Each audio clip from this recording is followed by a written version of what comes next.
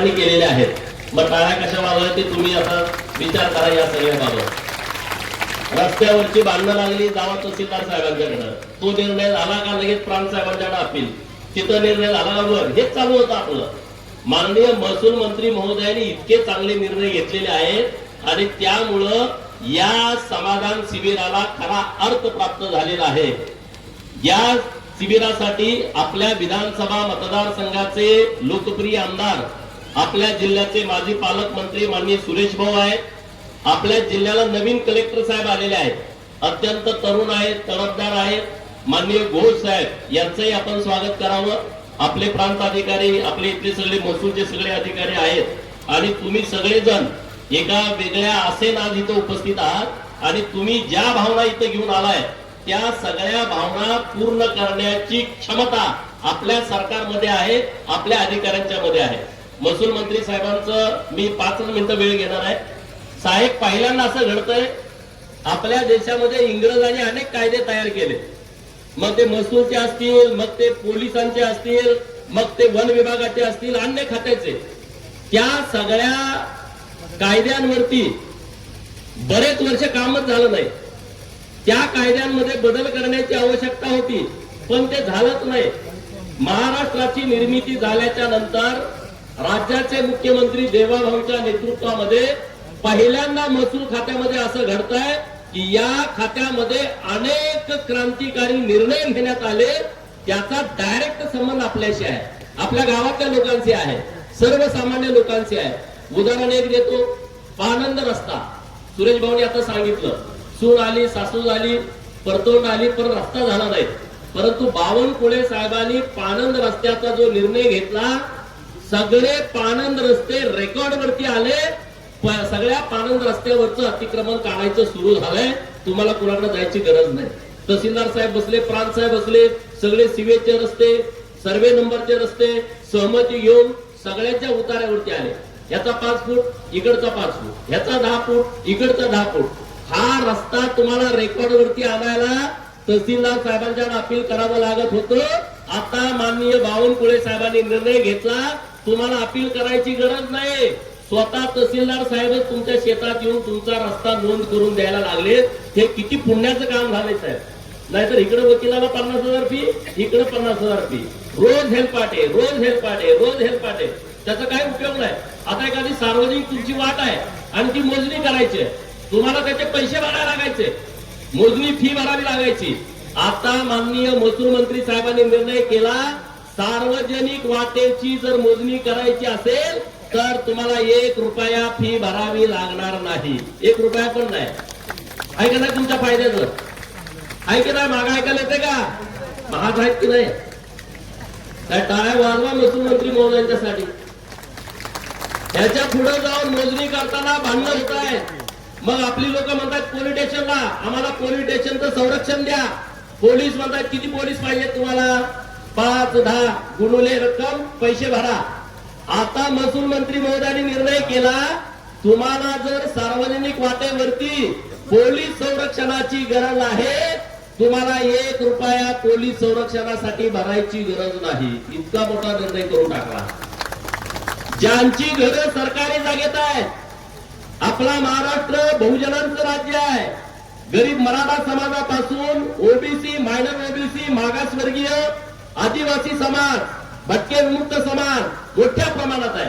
त्यांना स्वतःची जागा नाही, स्वतःचं घर नाही, स्वतःची जमीन नाही आणि मग त्या लोकांनी सरकारी जागेमध्ये घर बांधली।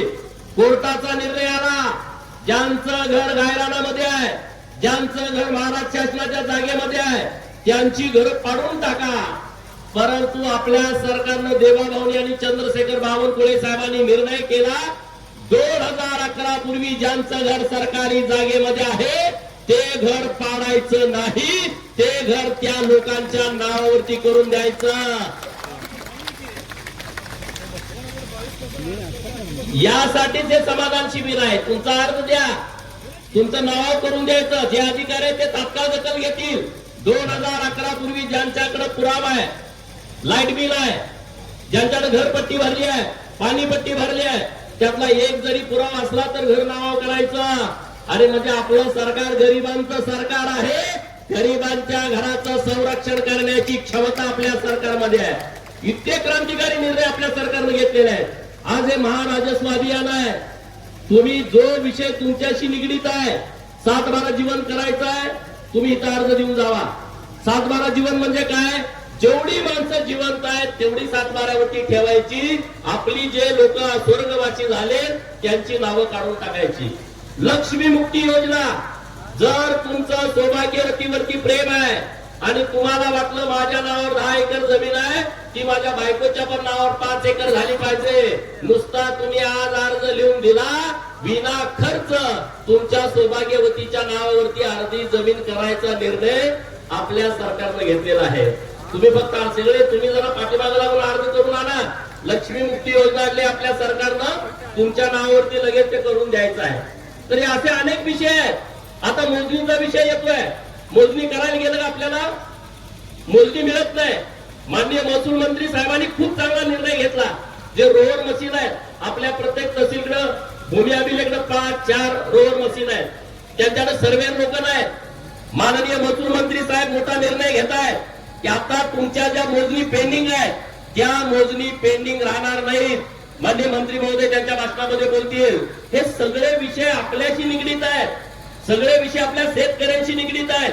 ज्यांचा वेळ मोजणीमध्ये जातोय, ज्यांचा पैसा मोजणीमध्ये जातोय, ज्यांचा वेळ वाटा मिळवण्यामध्ये गेला, निर्णय करून घेण्यामध्ये गेला, ज्यांची घरं अनियमित होती ती नियमित होत नव्हती, तो नियमित करण्याचा विषय असेल, तुकडेबंदीचा इतक्या वर्षानंतरचा निर्णय माननीय महसूल मंत्री साहेबांनी घेतला. 1 गुंठ्यात आमचं घर आहे, 1.5 गुंठ्यात घर आहे, आमचं खरेदी झालं नाही, कुणी केलं नाही. महसूल मंत्री साहेब, मी मनापासून तुम्हाला धन्यवाद देतो, कारण तुम्ही तळात आलाय म्हणून तुम्हाला हे विषय कळाले. तुम्ही गावात आलाय म्हणून तुम्हाला गावातल्या लोकांचं दुःख काय कळालं, नाहीतर गावातल्या लोकांचं दुःख मुंबईमध्ये बसून शक्यतो कळत नाही. ते देवा भावना आणि चंद्रशेखर बावनकुळे साहेबांना कळालं. मित्रांनो, आपण सगळे गावाकडे राहणारी लोक आहे, आपल्याला या सगळ्या व्यथा माहित आहेत आणि म्हणून हे सगळे निर्णय महसूल मंत्री साहेबांनी खूप घेतलेले आहेत. मी अत्यंत जबाबदारीने बोलतोय.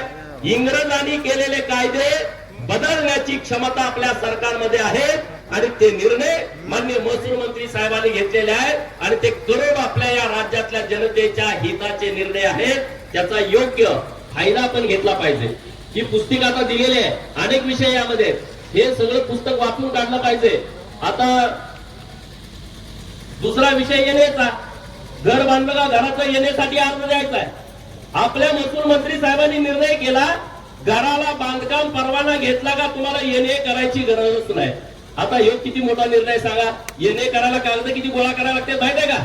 सगळ्या खात्याला जावा, एमएससीबीकडे जावा, आरोग्याकडे जावा, बांधकामकडे जावा, तहसीलकडे जावा, तलाट्यांकडे जावा, सर्कल अण्णासाहेबांकडे जावा, सगळं हे सगळं बंद करून टाकलं. एक ना अनेक विषय आहेत की जे विषय आपल्या जीवनाशी निगडीत आहेत, आपला वेळ वाचवणार आहेत, आपला पैसा वाचवणार आहेत, आपला मनस्ताप वाचवणार आहेत. असे क्रांतिकारी निर्णय हे महसूल खात्याच्या माध्यमातून झालेले आहेत. मी साहेबांना खूप खूप शुभेच्छा देतो. तुमचा स्वभावच आहे काम करण्याचा. किती लोक तुमच्याकडे आली तर तुम्हाला कंटाळा येत नाही. प्रदेश अध्यक्ष असल्यापासून मी तुम्हाला बघतोय, तुम्ही झोपला किती वेळ मला माहितच नाही. तुम्ही इतकं महाराष्ट्रामध्ये फिरला, महाराष्ट्रातल्या कार्यकर्त्यांशी जोडला.